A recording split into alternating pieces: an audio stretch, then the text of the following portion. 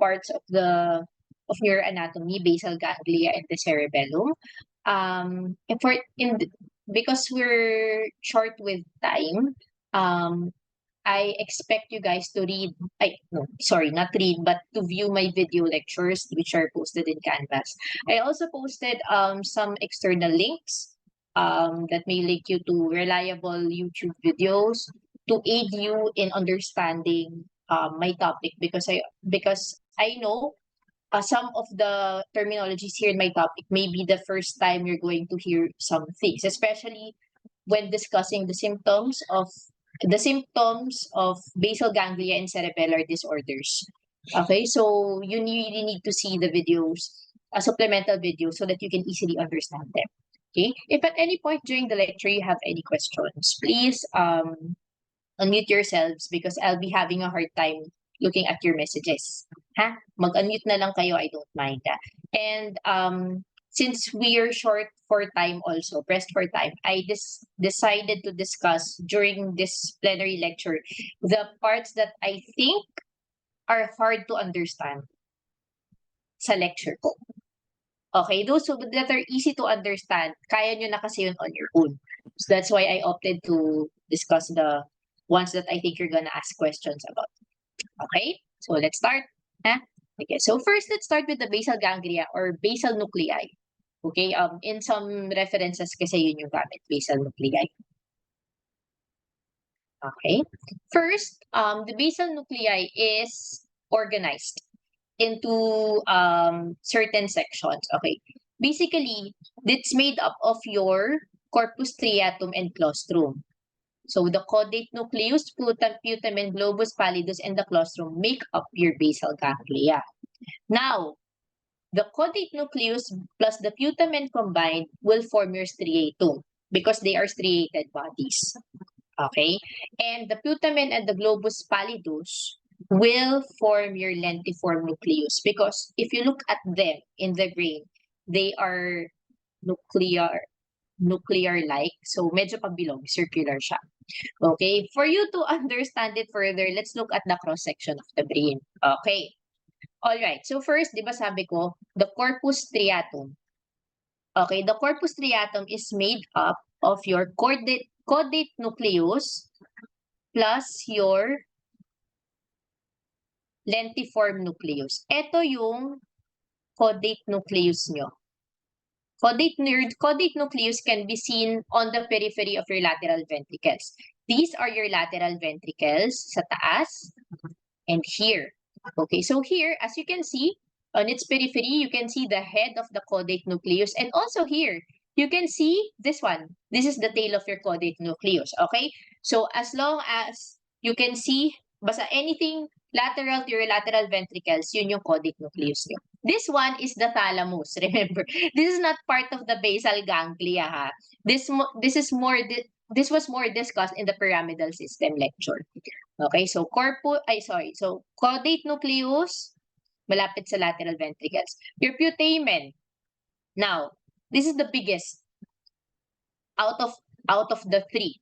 Actually no, not the three, out of all of the structures in the basal ganglia. So that's the easiest to find, in my opinion.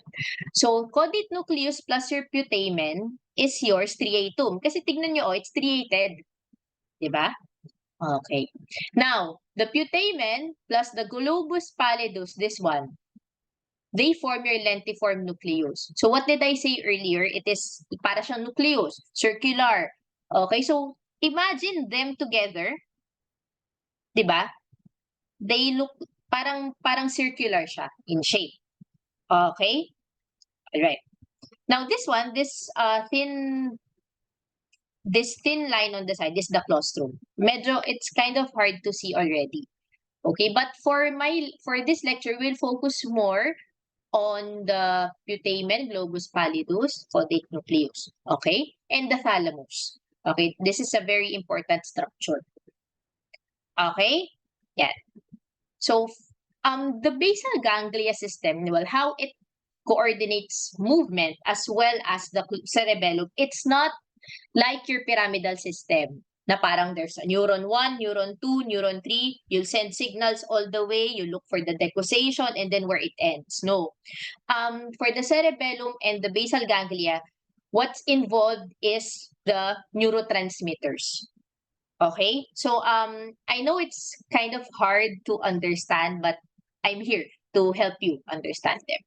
Okay, so before we start tracing the basal ganglia pathway, no, how it controls movement. So let's go through some general principles first. Okay, una, the control of the basal ganglia to your motor cortex is indirect via the thalamus. What does that mean? There is no direct connection between your basal ganglia to the motor cortex. Wala talaga. But it communicates first to the thalamus. Now, the thalamus will be the one to communicate and send its signals to the motor cortex. Kaya siya indirect. Okay?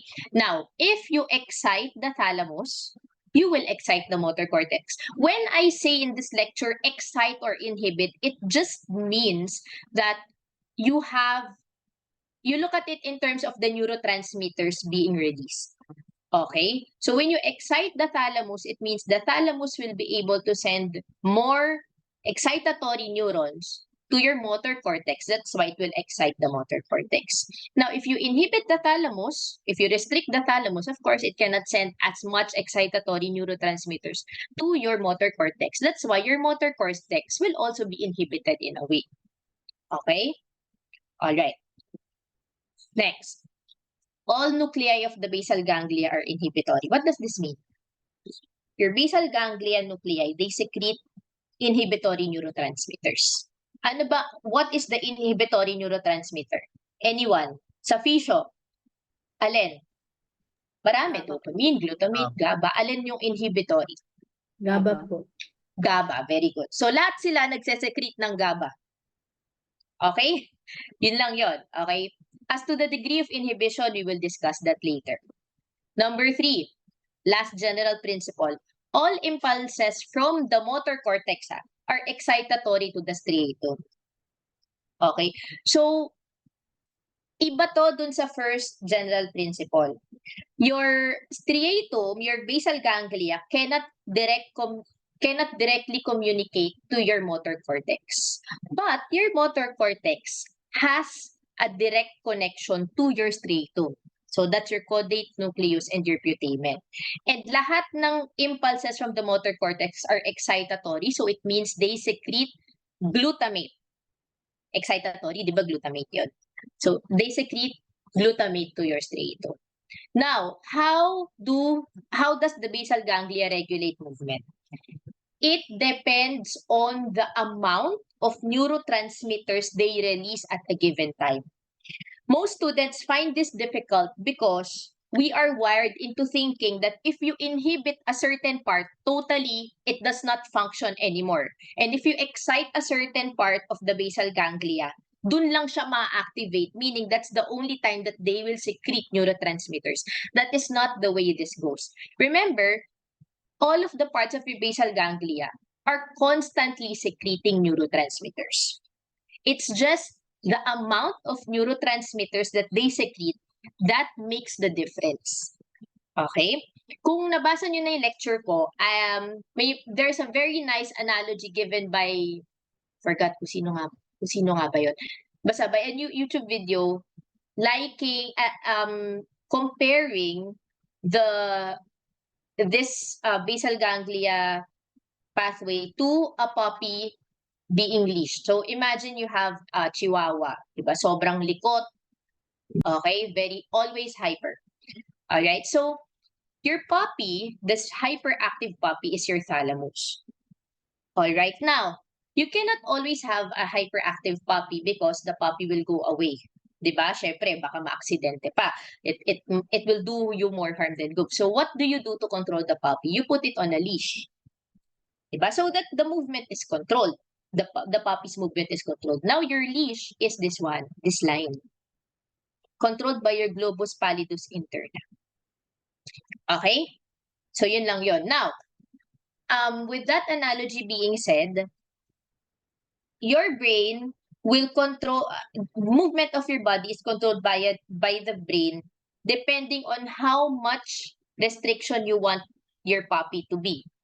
There are times where you want your puppy to be really restricted to avoid a lot of movement, but there are times you also want to kind of loosen the leash, to loosen this leash to allow for a little movement.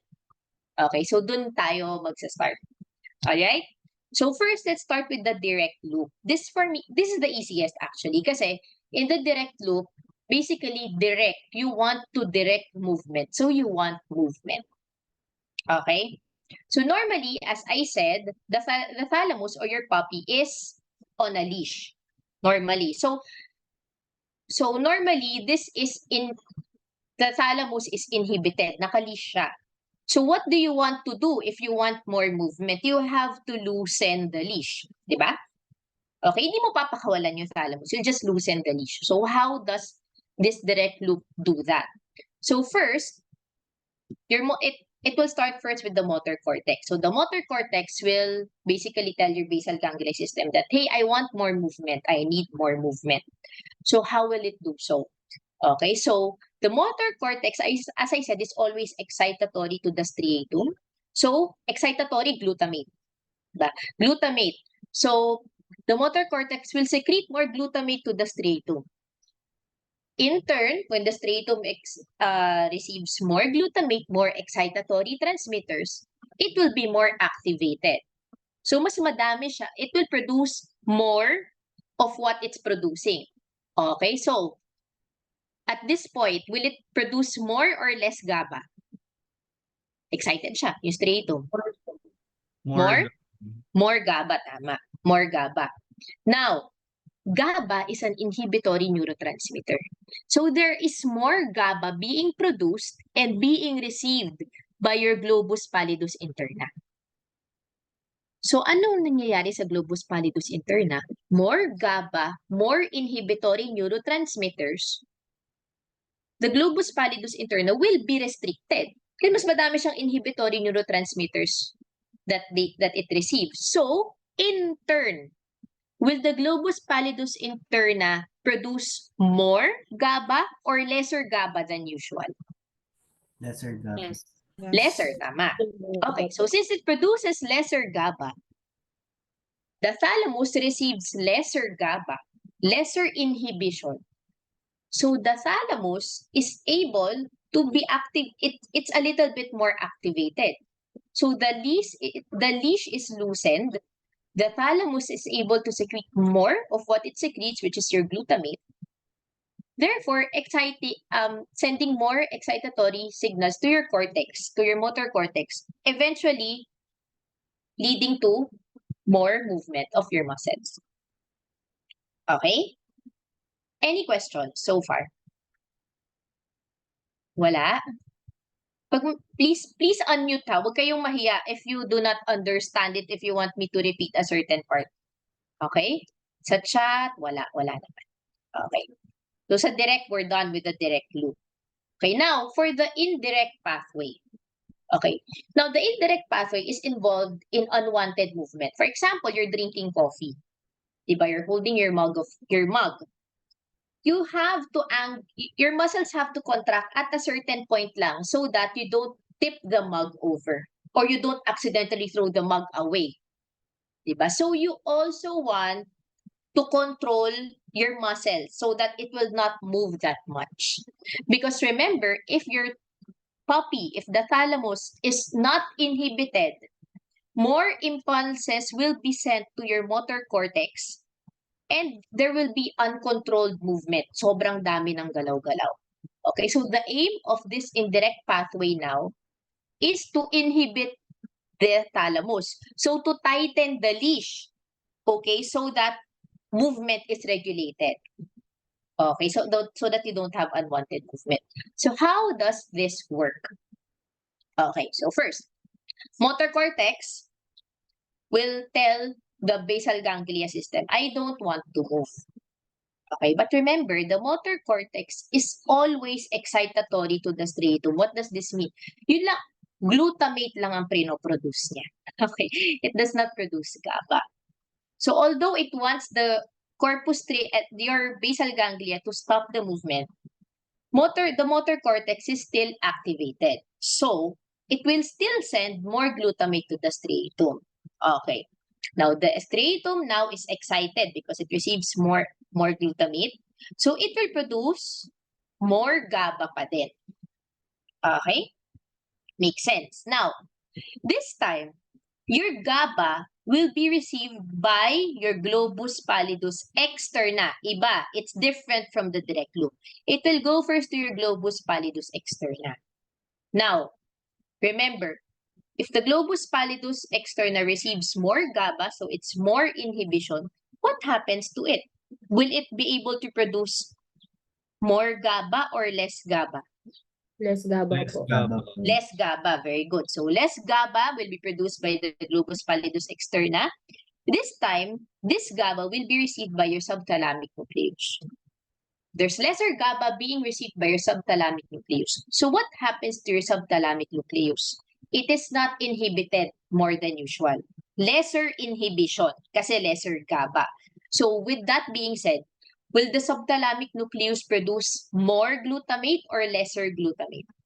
More glutamate. More glutamate. Glutamate. More glutamate. Very good. Okay. So, more glutamate. Na-excite siya lalo. Now, glutamate is an excitatory neurotransmitter. This time, that's where this glutamate will be received by your globus pallidus interna. So, what happens? Globus pallidus interna receives more glutamate. Can the globus pallidus interna this time produce more or lesser GABA than usual? Excited siya, remember? More GABA. More GABA. More GABA. Very good. More GABA. So, the thalamus will receive more GABA. GABA is inhibitory. So, the thalamus will be more inhibited. So, you have successfully tightened the leash. The thalamus won't be able to produce as much glutamate as it does. Normally, lesser glutamate being sent to your cortex, lesser excitation of your motor cortex, therefore leading to lesser movement. Any questions? Sure? Don't be shy. Any questions? Hi, Doc. Yes, Miss Verdillo. So, the difference between the direct and indirect loop is yung dami po ng nirelease na GABA ng globus pallidus internus po towards the thalamus. Tama ka. Yes. Yun lang siya. It's the amount of GABA being released. It's not the usual na like it does not release at all. Parang nag-o-off at nag-o-on siya. Hindi. It's more of the amount. Okay? Yes, po. Nagkakaiba lang siya because in the indirect loop, it goes through more structures. Kaya nagbabago. Pero, remember, all of the nuclei being mentioned, they secrete the same neurotransmitters. Your globus pallidus interna will always secrete GABA. This one will always secrete GABA. This one will always secrete glutamate. Yung amount lang talaga. That's where the amount of neurotransmitters basically controls the loop. That's why you are able to excite or inhibit a certain part, even if it produces the same exact neurotransmitters. Gets mo, Miss Verdillo? Yes po. Thank you po, Yun. Doc. Okay. Any other questions? Wala pa? Okay, let's make it more complicated this time. All right. Now, of course, your body is able to also regulate the direct and indirect loops. So you have the nigrostriatal system. So this is where the substantia nigra is involved.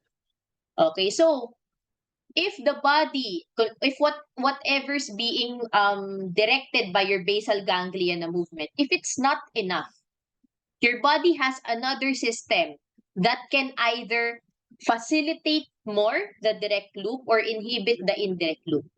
Okay, so this regulatory system will come into play if needed. Okay, so what happens if the nigrostriatal system is involved? You have a new neurotransmitter now. It's dopamine. May dopamine na tayo. Pero relax lang. It's easier. It's easier. It's not that Huwag kayo masyadong matakot. I'll guide you through it. Okay? Alright. So now, your substantia nigra, alright, it interacts with your striatum. Okay? Dun siya nag-interact, remember? Now, let's go first as to how the nigrostriatal system will affect the direct loop. Kasi ito yung mas madali. Okay. The direct pathway, your nigrostriatal system will activate the direct pathway. So it will lead to more movement. Okay? So how does this work?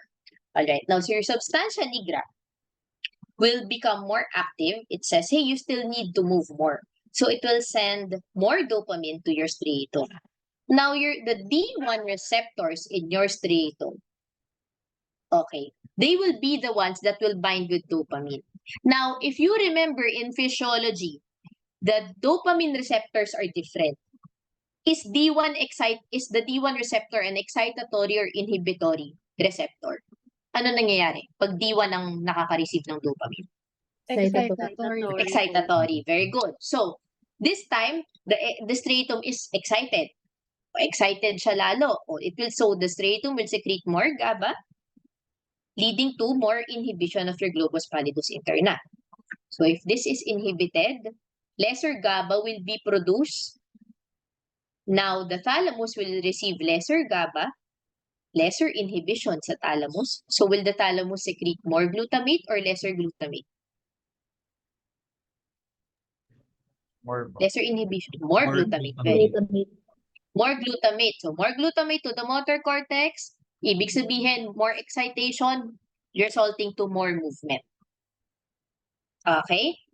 Now, remember that the substantia nigra can also send a negative feedback to your subthalamic nucleus to stop excitation. So, meron siyang parang feedback mechanism. Okay? So, yon. And likewise, your subthalamic nucleus can also excite your substantia nigra. And it can also tell the substantia nigra to send more dopamine to your striatum. Okay, yun lang. Right? So, again, if the nigrostriatal system is involved, it will facilitate the direct loop. There will be more muscle movement. So, mas i-activate lang niya to. Okay? Any questions? Wala pa? Okay. Sige. So, ito na. So, how does the nigrostriatal system affect your indirect loop? Okay, let's see. It will actually inhibit your indirect pathway. So how does it do that? Okay, again, your subthalamic nucleus, this one, will excite your substantia nigra, telling your substantia nigra to release more dopamine. Okay, so dopamine, okay, your striatum will receive more dopamine, parang yung kanina.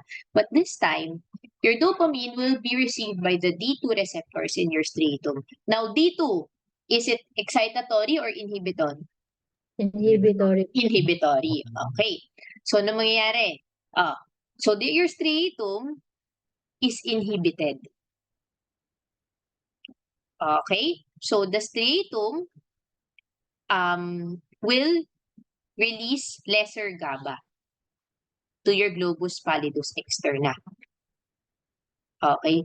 Ano mangyayari ngayon sa globus pallidus externa mo? What will happen? Since it receives lesser GABA, will it produce more GABA or less GABA? More GABA. More GABA. Okay. It will produce more GABA. So, since it produces more GABA this time, your subthalamic nucleus will receive more GABA, more inhibition. So now, will the subthalamic nucleus produce less or more glutamate? Less glutamate. Less glutamate. Very good. Less glutamate. So, si globus pallidus interna this time receives less glutamate. So, it's less excited than before. In return, will it release more or less GABA? Less GABA. Less po. Less GABA. Very good. It will produce less GABA. If it produces less GABA, the thalamus will receive less GABA. So, will the thalamus be less inhibition? So, will it be able to produce more glutamate to the cortex or lesser glutamate? More glutamate. More glutamate, leading to more movement. Diba? Mas excited na siya, so it will Tell the motor cortex more glutamate to facilitate movement some more.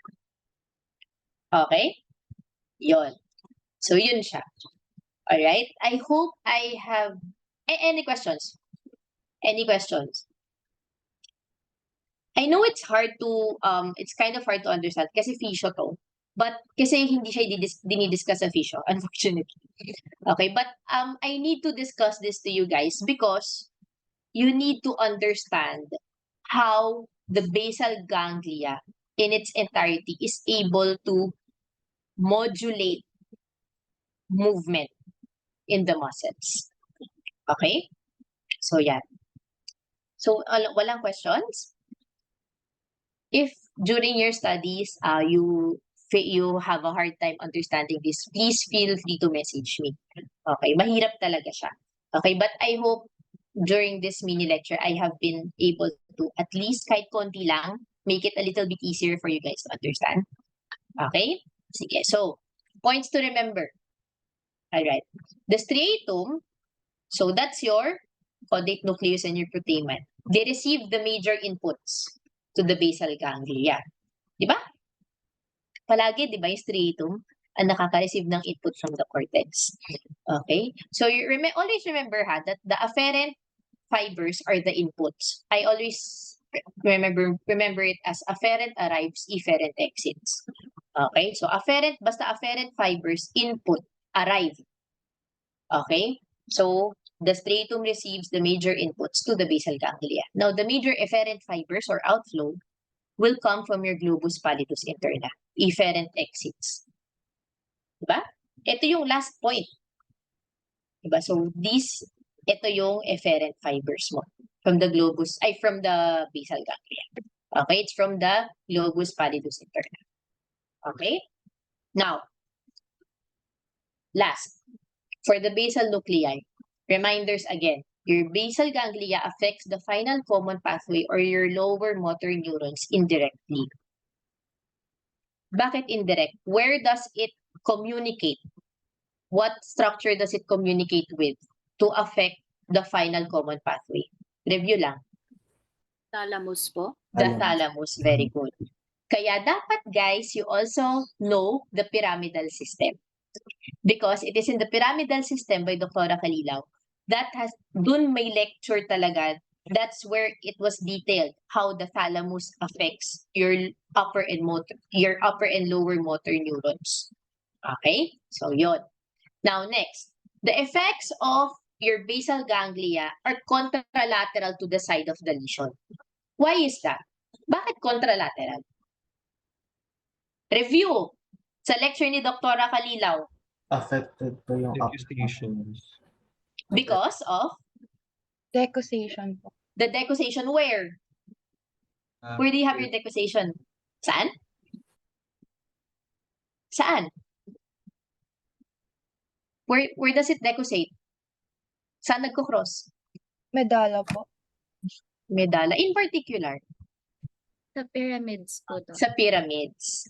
Very good. Sa pyramids. Remember, di ba, that the basal ganglia will just will communicate with the thalamus at the same side. For example, yung left basal ganglia ko will communicate to the left thalamus. But yung efferent fibers ng left thalamus mo will go all the way down until the pyramids until it decussates to the right.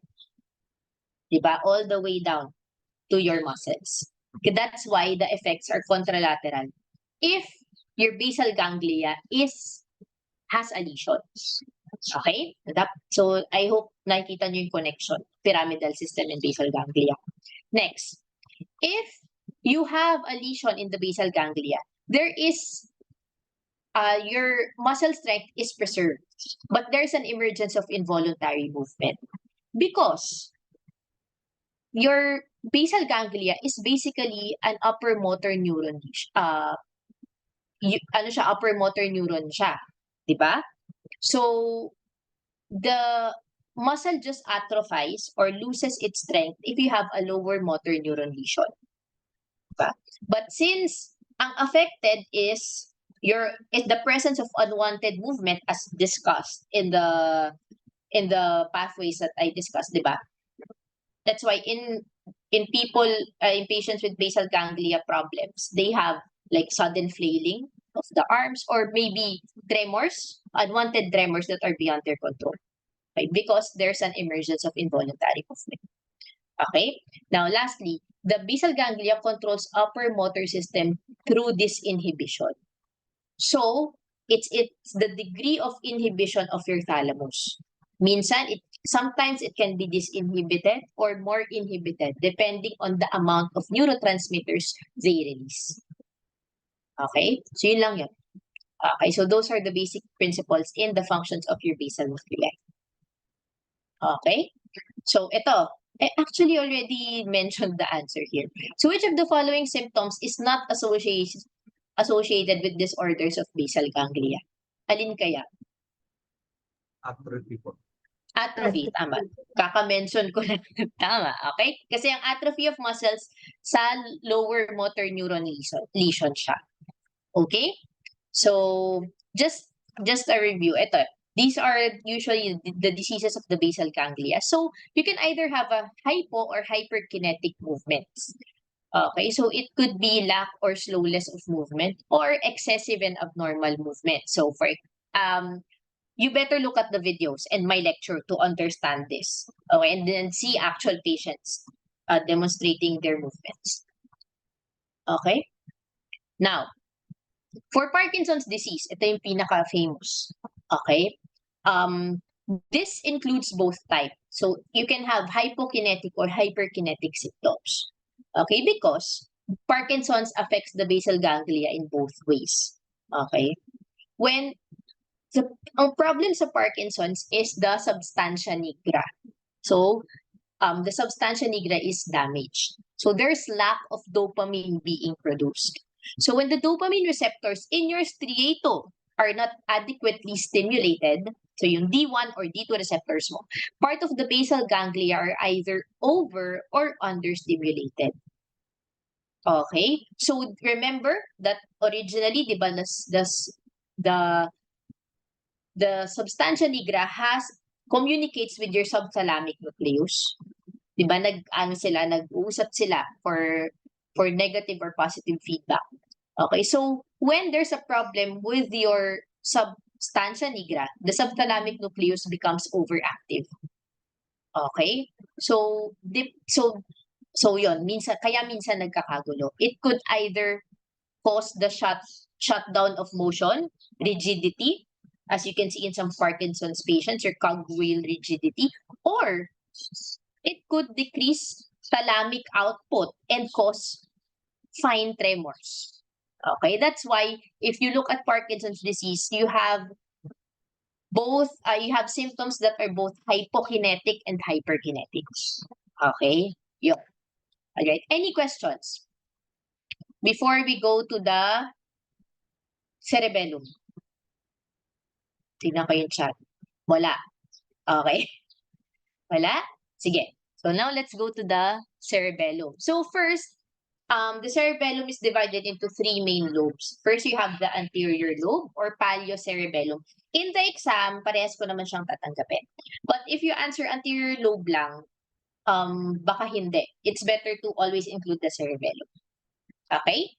So, the anterior lobe is on the superior surface of the cerebellum and it's separated from the middle lobe by the primary fissure here. Okay? It receives input from your spinocerebellar and trigeminocerebellar pathways. But from the name itself, I know in the cerebellum you have a lot of pathways. But in order for you to understand it, you have to dissect the pathway, like where it begins and where it ends. Usually that's yun naman yung etymology ng pathways nyo. So, spinocerebellar. Spino. So, galing sa spine. Spinal cord. Trigeminocerebellar. Trigeminal. So, it is involved in maintaining or controlling your stance and gait. Makes sense, di ba? Because it's where they receive inputs from. Okay? So, yan. Next, you have your neocerebellum or posterior lobe or middle lobe of the cerebellum. This is the largest. So, this one until the back. Okay, this is your entire posterior lobe. Okay? this posterior lobe can be seen in between your primary and uvulonodular fissures, and it receives input from your cerebellar cortex. So it is in charge in modulating speech and coordinated movement of the body.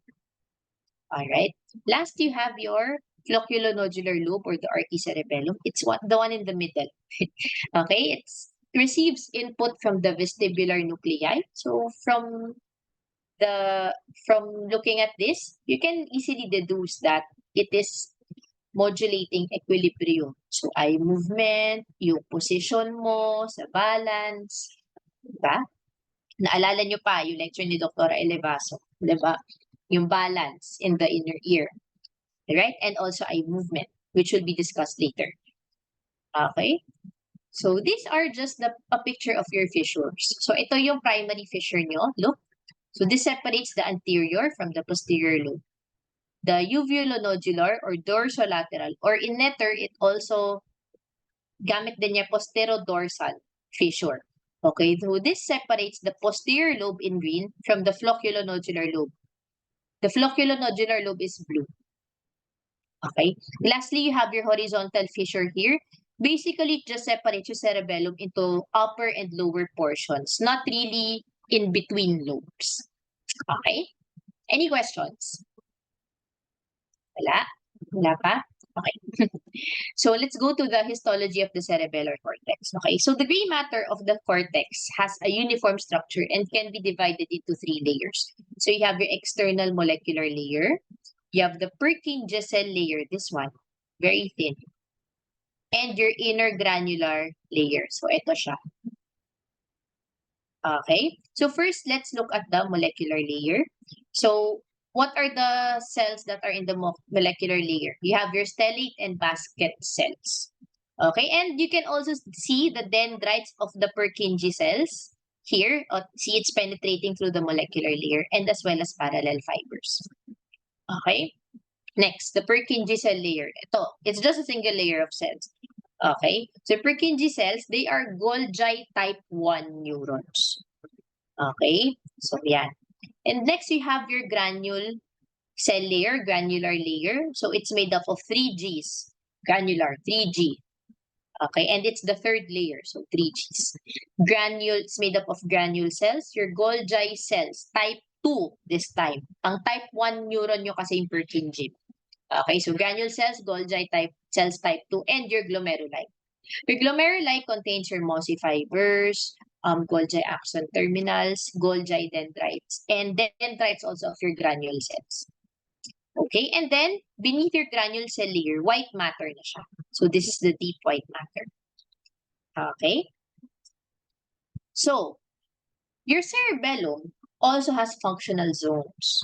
Okay, parang dun sa sa pyramidal system nyo. Okay, may functional zone siya. Okay, so let's look first at the middle portion, the vermal zone, the vermis basically. The vermis of your cerebellum, it controls movement at the long axis of the body. Kinda easy to visualize because since it's in the middle, it controls the middle, your abdomen, your torso, look up, neck, shoulders, thorax, abdomen, hips, all in the middle. Diba? O yan. Now, let's go to the lateral first. The one in the outermost. Okay, so it involves the entire body actually. Planning of sequential movements, conscious assessment of movement errors. Okay, now the last functional zone is the one in between, yung paravermal. So between the vermal and the lateral portion. So this controls the muscles in the distal part of the limbs. Look at the picture. Distal part of the limbs. So your fingers and your toes. Your head, your hands and feet. Okay? Alright. Any questions? So that's the anatomy of the cerebellum. Any questions? Wala. Okay, ako naman magtatanong. So which of the following pathways is an afferent tract in the cerebellum? Kung hindi nyo alam, kung hindi nyo alam talaga what these tracts contain, okay, you can try to dissect the question. As I mentioned, di ba, all of the tracts in the cerebellum are named from the part of the nervous system they come from to where they send their signals, where it terminates. Okay, so afferent tract, afferent arrives. Okay, so which of the following pathways is an afferent tract? To the cerebellum? Okay, what do you think? Dentothalamic? Ano? Cerebellum po. Dog Ano po. yan? D Letter Okay, very D. good. Vestibulocerebellar. Actually, obvious, di ba? Kasi in choice letter D, cerebellar is the latter part of the name of the pathway. Okay? These three are all parts of your cerebellum. This dento, it's the dentate nucleus, fastidial, globus emboliform. These are part of your deep cerebellar nuclei. Apat yun, di ba? Ito yun eh. Okay, so kung di nyo alam, okay, kung nahirapan kayong aralin, just dissect the name of the tract. You will be able to see which is an afferent or efferent tract of the cerebellum. Okay? Alright. So let's review first the afferent cerebellar pathway. So which pathways send signals to your cerebellum? Okay, first, you have afferent fibers that come from the cerebrum itself, yung cortico or cerebro. Okay? For control of voluntary movement. Look at the origin. Look, the first three pathways. They originate from sensory motor areas and the cerebral lobes. Okay? So, yan. And then the other pathways naman, look, the afferent fibers from your spine, spinocerebellar, and the vestibular nerve as well, cuniocerebellar, vestibular nerve, they come from somatosensory receptors. Look at the point of origin. Muscle spindles, joint receptors, your semicircular canals. Okay? So, they all send their signals via your mossy fibers to the cortex, to your cerebellar cortex. Okay? As to how they are transported, yung crisscrossing niyan, I have discussed it in my video lectures. I dissected them one by one. Okay? So, for this plenary lecture, let's just talk at the general cortical mechanism of your cerebellum. Okay? So, we already saw the afferent tracts. Okay? So, you have your mossy fibers and also your climbing fibers. Okay? So, these two, ito yung climbing nyo, and these are your mossy fibers. They are the input lines to the cerebellar cortex. And they are excitatory to your Purkinje cells. When I say excitatory, so they secrete glutamate. Okay? So, yan. So, first, let's go to the climbing fibers. They are the terminal fibers of your olivocerebellar tracts, and they pass through the granular layer of your cortex. They terminate in the molecular layer. Now, these terminations, this is where they synapse to the dendrites of your Purkinje cell. Ito yung Purkinje cells, guys. Okay? So, one Purkinje cell actually makes synaptic contact with only one climbing fiber. Okay, but your climbing fibers, look, ang dami niyang branches at the end, can make contact with 1 to 10 Purkinje cells. Okay? Alright. And then let's go now to your mossy fibers this time. So your mossy fibers come from your spinocerebellar tract and all other cerebellar afferent tracts. Ito, mossy fibers. So pati yung cuneo and vestibulocerebellar tracts. Okay, so this your mossy fibers, the terminal fibers, a single mossy fiber can excite thousands of Purkinje cells this time, as you can see. Okay? Now, what happens after they send signals to your Purkinje cells? It's the Purkinje cells that analyze the signals and send them to your cerebellar nuclei, yung deep cerebellar nuclei. Okay? So, climbing and mossy fibers are excitatory. to your Purkinje cells. Now, what about your remaining cells? So, meron ka pang stellar, you have basket cells, you have your Golgi cells. These are inhibitory interneurons. So, they secrete GABA. Okay, so they also influence the degree of Purkinje cell activation. Okay, so this is how you are able, the cerebellum is able to regulate movement because the fluctuating inhibitory impulses and the excitatory impulses being received by your Purkinje cells, these are sent to your intracerebellar nuclei. So your globose, dentate nuclei, and voliform, and fastigial nucleus, yung deep cerebellar nuclei nyo. And then, this information are being interpreted to modify muscular activity because from your deep cerebellar nuclei, this will send your efferent pathways all the way to different muscle parts and to different muscles and other parts of the body. Okay? So your Purkinje cells form the center actually of a functional unit of the cerebellar cortex. Okay? So it's not really like parang yung pyramidal system na after it sends the signal here, it will go here, and it will go here, and it will go here. Your cerebellar cortex is it's like a little brain, mini brain. So it's able to interpret various signals. So either excitatory or inhibitory signals and i-interpret it in a way para alam niya, so that it knows which muscles it needs to activate and which muscles it needs to inhibit so that you have harmonious movement in the body. Okay? I hope it kind of made sense to you already. So this is just a very, it's just a diagram for the various afferent pathways received by your Purkinje cells. So again, when you're talking about mossy fibers, they receive signals from your spinal cord, from the pontine nuclei, vestibular nuclei. Okay? And then their mossy fibers will send signals to your granule cell layers, to the granule cells, and these granule cells can activate a lot of Purkinje cells. Okay? Ito siya. Look, mossy fibers go to granule cells. Your granule cells can activate a lot of Purkinje cells. Okay, now for the climbing fibers, they receive info from your inferior olive, and this one will directly synapse with the dendrites of your Purkinje cells. Okay? Yan. Alright. Any questions? Tahimik na kayo.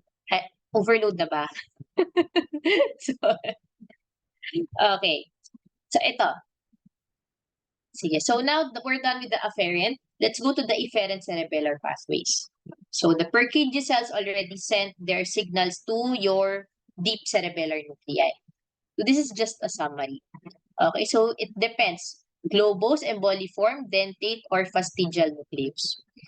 Okay, depending on which cerebellar pathway, it affects a certain part of the body. Okay, but which I actually discussed in my lecture. So isa-isahin nyo na lang siya. Alright, but safe to say, each cerebellar hemisphere influences the voluntary muscle tone on the ipsilateral side of the body. Same side.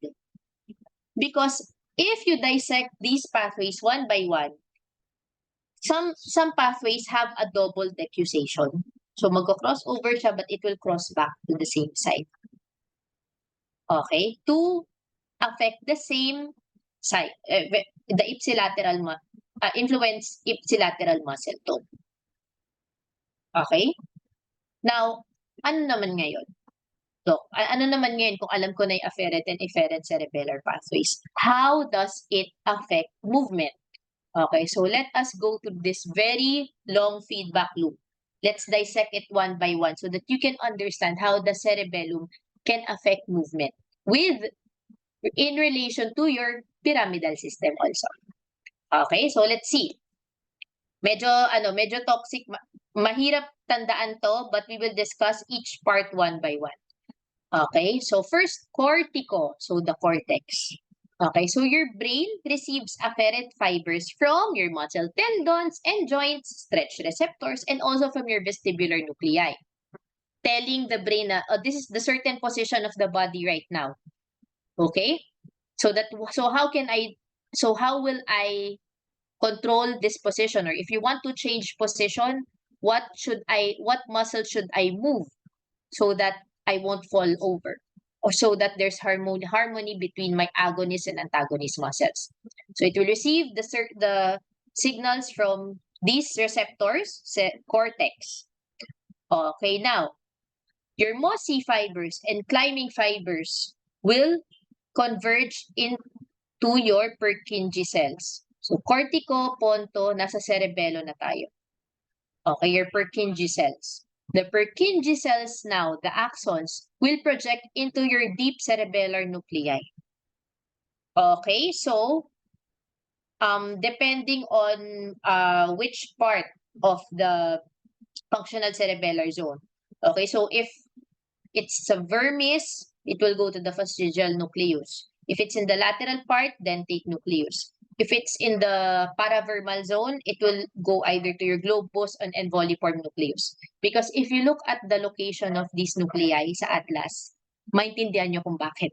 Okay, because these are where these nuclei are located.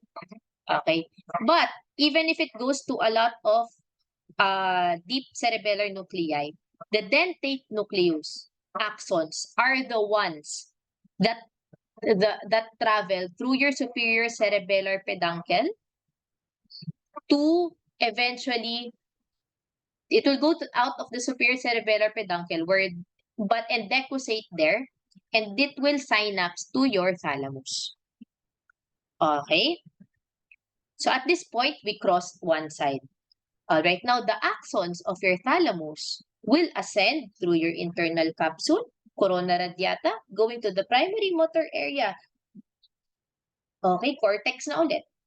And then from the primary motor area, bababa sa corticospinal tract, and it will decussate at the pyramids all the way down to coordinate ipsilateral motor activity. Okay, that is why your cerebellar pathways will affect the ipsilateral side. Okay? So I hope you're able to see how the cerebellar output is conducted, how the cerebellum is able to receive info, analyze the info, and command muscle movement. So it also coordinates with your motor cortex. Okay, that being said, the cerebellum has no direct neuronal connections with your lower motor neurons. Okay, it will always influence indirectly through your cerebral cortex and the brainstem. Parang si basal ganglia. Diba si basal ganglia only talks to the thalamus. Ganito rin si cerebellum. Okay, so it will communicate to your cerebellar cortex and your brainstem. Okay, and always remember that the output of the cerebellum is conducted to the origin of the descending motor pathway. Ano bang origin ng descending motor pathway mo? Di ba ito? Yung cerebral cortex mo. Okay, so there.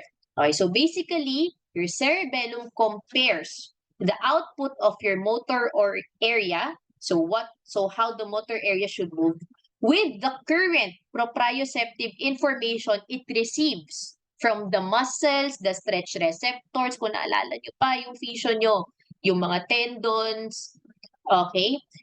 Leading to a proper control and timing and the sequence of firing of your alpha and gamma motor neurons. So anong mangyayari dyan? It will be able to inhibit your agonist muscle and stimulate antagonist muscle, limiting voluntary movement. Okay, so and leading actually to harmonious movement of the muscles, because of course, di naman pwedeng all of your muscles, all of the agonist and antagonist muscles are contracted at the same time. Eh di nagkandagulo-gulo ka na. Your posture won't be proper. You cannot do coordinated movements. You cannot write. You cannot text.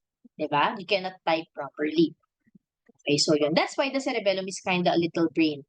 it analyzes all of these inputs and affects also the muscle movement. Okay, any questions? Okay, any questions? Okay, so now what happens when the cerebellum is damaged? Okay, I got this mnemonic from a senior faculty member, so vanished. Okay, signs of cerebellar damage usually will affect the harmony of movement of the muscles. So if you look at each symptom or each sign or symptom, it involves this failed coordination of muscles. For example, vertigo. There's an affectation. If you have cerebellar damage, it can present as vertigo because you have affectation of your vestibular nuclei. Remember, your cerebellum receives info from your vestibular nuclei. So if it's damaged, it cannot interpret vestibular nuclei information that much. Kaya nagkakagulo yung vestibular system mo. Ataxia. Ataxia is actually a disturbance of voluntary movement because your muscles contract irregularly and weakly. Why? Because they fail to work harmoniously. That's why maybe one muscle will contract just a little bit and then another will contract a lot, or sometimes very, very weak siya.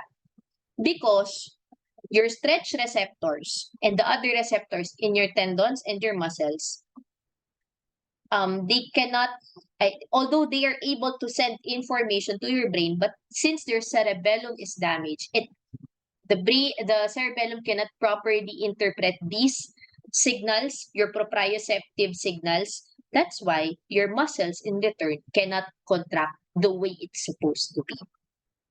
That's why there's disturbance in voluntary movement. So if you ask the patient to stretch out, mahihirapan siya. Iba-iba yung contraction of muscles. Okay, next is nystagmus. What is nystagmus? It is actually ataxia of your ocular muscles. Okay, how does this happen? Maganda to makita sa video which I have in my lecture. Okay, there is rhythmic oscillation of the eyes. So when you ask your patient to look at one side, okay, when your eyes are deviated, let's say here in this picture, the eyes is deviated to the right. It's possible that there's rhythmic oscillation. So, it's possible that one eye might click or shift bigla to the left and then to the right again. In short, the movement of your eyes is not smooth sailing. So, para siyang nagkakagulo. Okay?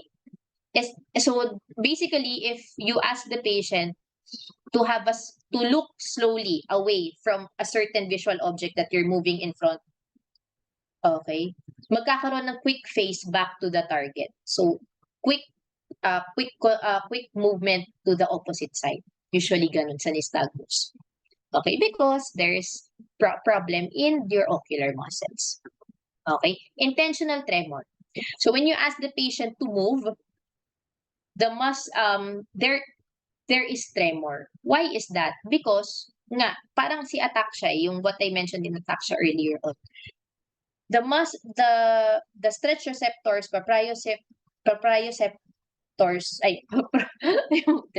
proprioception is damaged. It's not being interpreted by the brain. That's why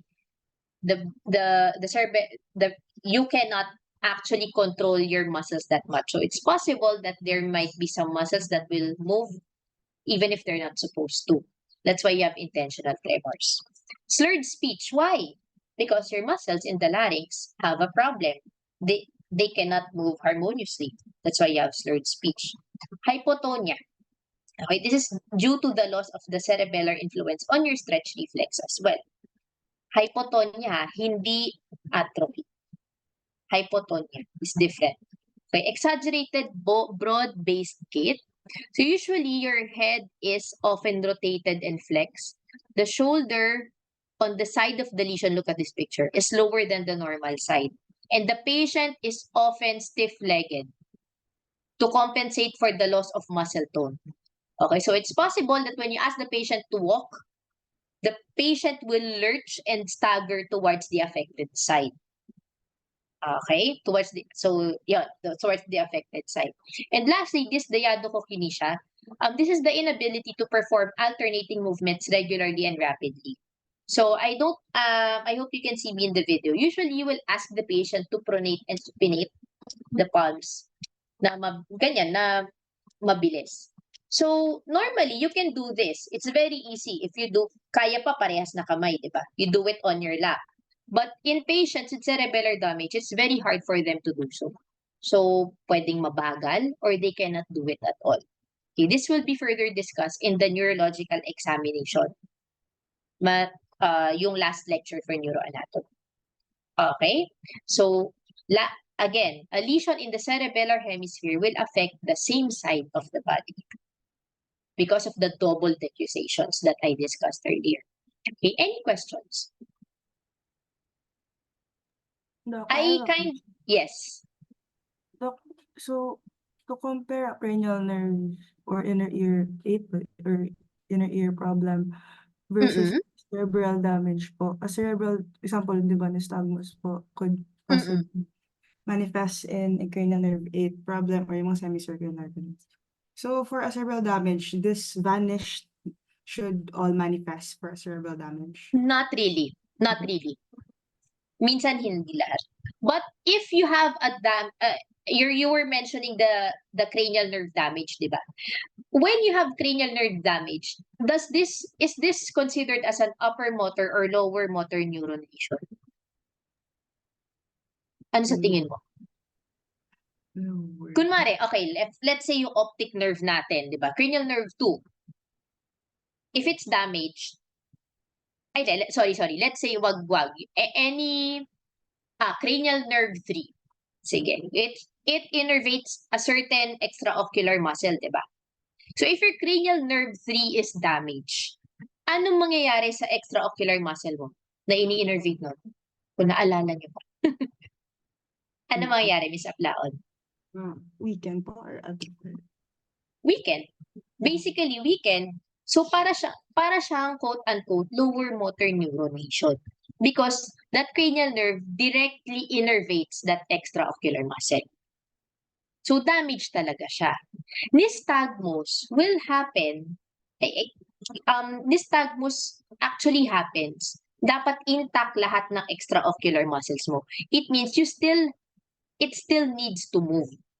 Kasi nystagmus is movement. It's just not coordinated movement.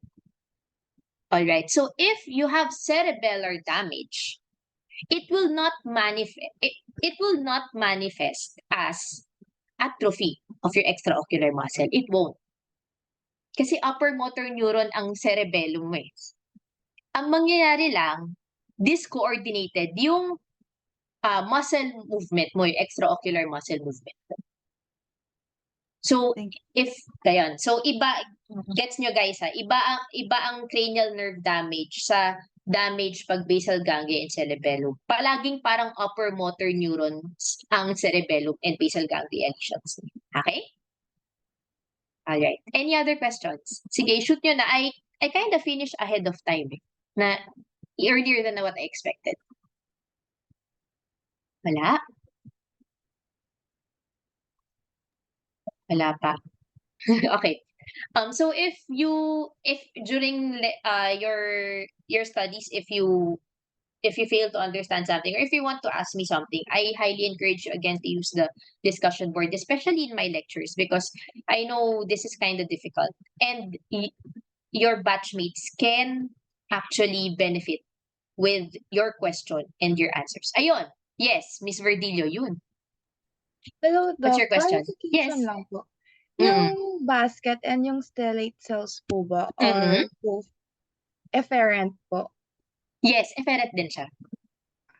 And then, based po sa sinabi niyo sa lower motor neuron po, can I say po na yung mga cranial nerves is lower motor neuron, sila, lesions? Oo. Especially if tama. Kasi it directly innervates, let's say, a certain muscle or certain function. Diba? So if that is impaired, totally namamatay yung muscle na yun or namamatay yung function na yun. Lower motor neuron siya. Kumbaga, there's no way you can compensate. Okay, pag upper motor neuron kasi na lesion, what you notice guys, di ba, is your body still tries to compensate through different pathways just to try to correct the mistake because whatever's directly supplying that muscle is still alive. So, okay pa yung nerve mo, okay pa yung directly nagsusupply, let's say, yung brachial plexus mo, okay pa. Problema lang sa taas. Kaya iba yung dating. That's why your upper motor neuron lesions will manifest as either hypertonia. Your muscles can still contract. 'Di ba? It's still alive. It's just not as effective as how it should be. Pero if lower motor neuron lesion siya, let's say affected yung cranial nerve mo or the brachial plexus, basically, what directly innervates, let's say your arm muscle. Your arm muscle, there's no way for your arm muscles to actually move anymore. That's why it manifests as atrophy. Parang ganon. Okay?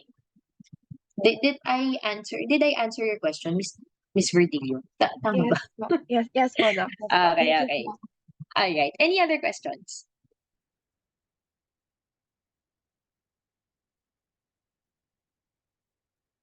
Wala pa?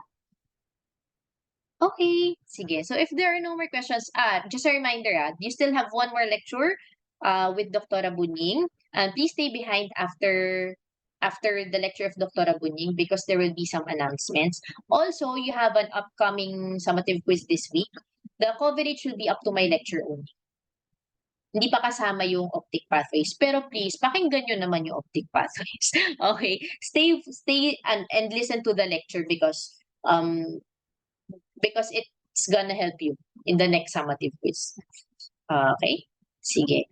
If there are no more questions, one last call before I give the floor to Dr. Bunying. None? Okay. So, thank you for your attention. I hope I was able to clarify some points, make it kind of easier for you to understand my lecture, and see you tomorrow sa mga may kita ko bukas. See you this week. Okay, thank you. Thank you po, Doc. Thank you,